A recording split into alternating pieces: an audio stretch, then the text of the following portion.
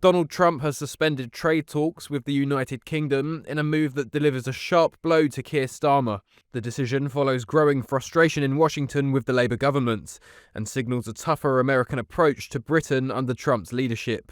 At the centre of the dispute is a proposed UK-US trade agreement, one Labour figures had hoped would underpin economic growth and attract American investment. The US-UK technology prosperity deal was struck during Donald Trump's state visit earlier this year. The agreement aims to see US firms invest in the UK and boost operations in AI, quantum, and other emerging technologies. But sources close to the Trump camp say that talks have now been paused, with concerns over Labour's economic direction, regulation, and what insiders describe as a lack of urgency from the British side. Sources told the Financial Times that US officials were becoming increasingly frustrated with a lack of willingness from the UK government to address so-called non-tariff barriers, including rules and regulations governing food and industrial goods. Skepticism around Labour's Online Safety Act has also fueled doubt over whether the talks could go ahead. Downing Street has, however, insisted that the government is in active conversations with the US on the deal.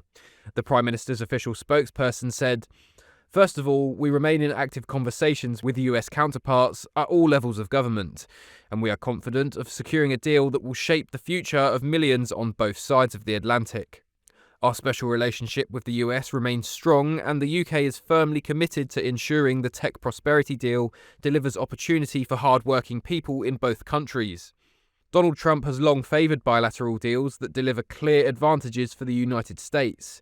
Voices inside the Trump camp suggest he has been unimpressed by Labour's approach to trade, taxation, and business regulation. There is particular unease over Labour's stance on food standards, environmental rules, and worker protections, as well as limitations to free speech under the Online Safety Act, policies that US negotiators believe could limit American companies' access to UK markets. GB News' Bev Turner discussed how the US's concerns over the Online Safety Act are reported to have hindered talks. There's nothing more important than keeping your money and your identity safe online. And with so many VPN options available, choosing the right one can be pretty daunting.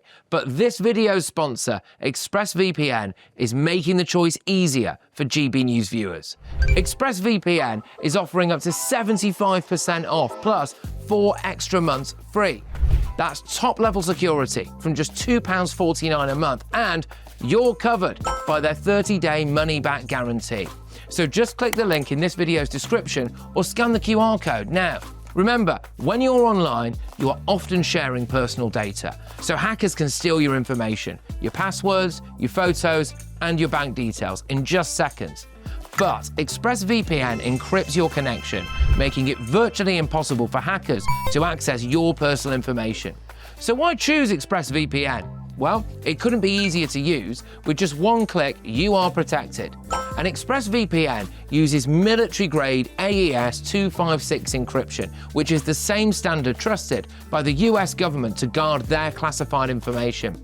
With their new tiered plans, you can protect up to 14 devices at once and manage passwords securely. Live chat support is available 24/7, and it typically connects you in under a minute with a real person. Click the link in this video's description or scan the QR code to get up to 75% off ExpressVPN, plus 4 months extra for free. Start protecting yourself today with ExpressVPN. I was there at the state visit. President Trump sat there quite quietly. We just saw the clip there when Keir Starmer was saying we've just signed this incredible deal. What was it? How many billions was it going to cost us? 31, I think. 31 billion pound tech That's prosperity deal. They called it. Let's have a little clip just to remind ourselves. And I want to talk about this because it's definitely not getting the attention it deserves. Let's have a quick look. Leaders who respect each other, leaders who genuinely like each other. And it comes down to our unique relationship on defence, the closest the world has ever seen. It comes down to the connections between our people, ties of family and friendship. The President himself is a shining example. Well, that was in June. So fast forward to December, Conor Stringer, and it ain't happening. Why? No, exactly. That friendship he talks about is starting to become a little bit rocky, isn't it? Bev, so this all centres around, as you say, the Online Safety Act, which essentially regulates online speech in the UK. The US have been increasingly worried that it's going to stifle free speech, and those that are found a cropper of it have to pay these huge fines. It's something anywhere between 80 million or 10% of their annual revenue, which for someone like OpenAI or Google or Meta, we're talking big money. So picture it, the budget rolls around, Rachel Reeves is mulling whether to roll back the digital service tax, another massive levy that American tech companies are hit with, and she doesn't do it. And this has caught the eye of some in the White House, especially some of the most senior officials, that accompanied with the fact that the government has talked about closing some of the gaps, some of the loopholes that AI companies have at the moment on the Online Safety Act. The two of those together raised a lot of alarms, and Donald Trump said, I'm not having any of this, I'm pulling out, and we're going to see what better deal we can get. Which is remarkable, and this is why, do you think this is one of the biggest stories of the month so far? I mean, it was my story. I think every story is the biggest story of the month, to be honest with you. Yeah, you do then.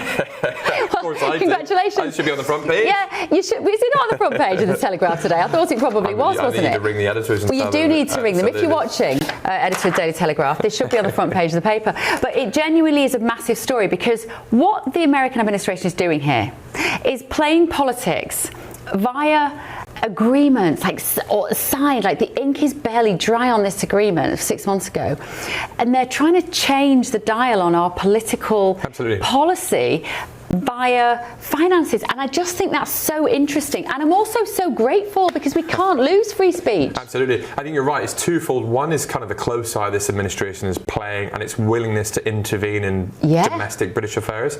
We've seen it with free speech generally. Some of the reports Telegraph have done, some of my own stories about sending over fact-finding missions on free speech. Donald Trump has been, and as you know in your interview, has been very open about it. They keep a close eye. And the second part of this is that they're willing to rip up friendships, close ties, rewrite who they see as their allies in order to get what they want. And what's remarkable about that is they have this incredibly clear vision of who they are and what they stand for.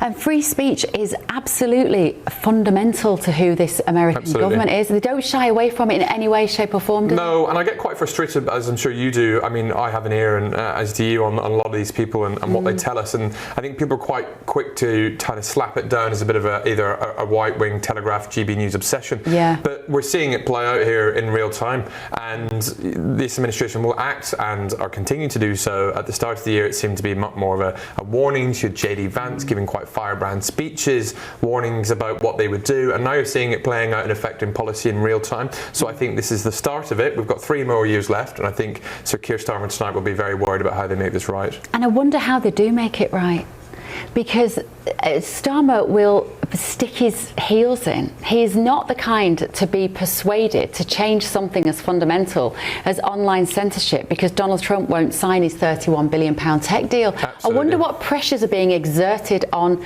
the Prime Minister tonight over this. Well, the twofold, you're right, absolutely. They're going to have to give some concessions, and I think by the sounds of it, the US are going to use this, dangle the kind of tech deal which was brokered by Peter Mandelson, of course, who's in his absence, I'm told, without having any ambassador, is the reason why this has kind of fallen to the wayside. The US feel like they are being able to kind of power through what they've got, while the Brits in London feel like they've got no representative to dig their heels in. So just to remind people who don't know, who've forgotten that, of course, Peter Mandelson was the British ambassador to America. He had to sling his hook over the Epstein emails, which caught up on him, and it's left a vacuum in that negotiating and diplomatic space. And we are all suffering because of that. And these tech companies in the UK, they're going to be furious. Absolutely. And listen, they have their ear of the president. I mean, you've seen Sam Altman, the boss of OpenAI, which runs ChatGPT. He's got very close to the president. Elon Musk, of course, who owns X, and Grok, another AI chatbot. You've got Mark Zuckerberg and Facebook getting closer and closer as they develop their artificial intelligence.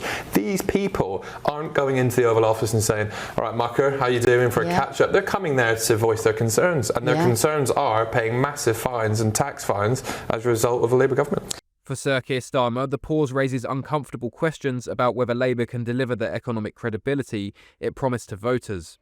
The suspension is already being seized on by critics as evidence that Labour's foreign policy reset is faltering. Opponents argue that Britain risks losing momentum at a time when the global economy is becoming more competitive, and that strained relations with Washington could deter future investment. With the United States still the UK's most important trading partner, any delay could have serious long-term consequences.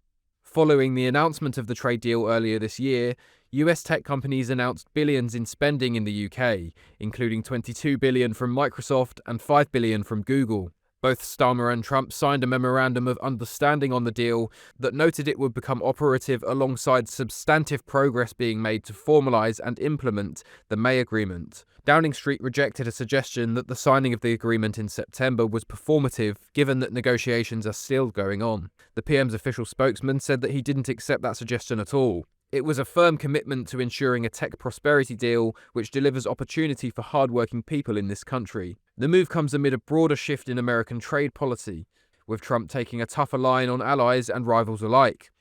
It underlines a simple reality for Britain: access to US markets will come with firm conditions, and political goodwill cannot be taken for granted. For Sir Keir Starmer, the message from Washington is clear. Strong words about partnership are not enough. Results, concessions and clarity will be demanded.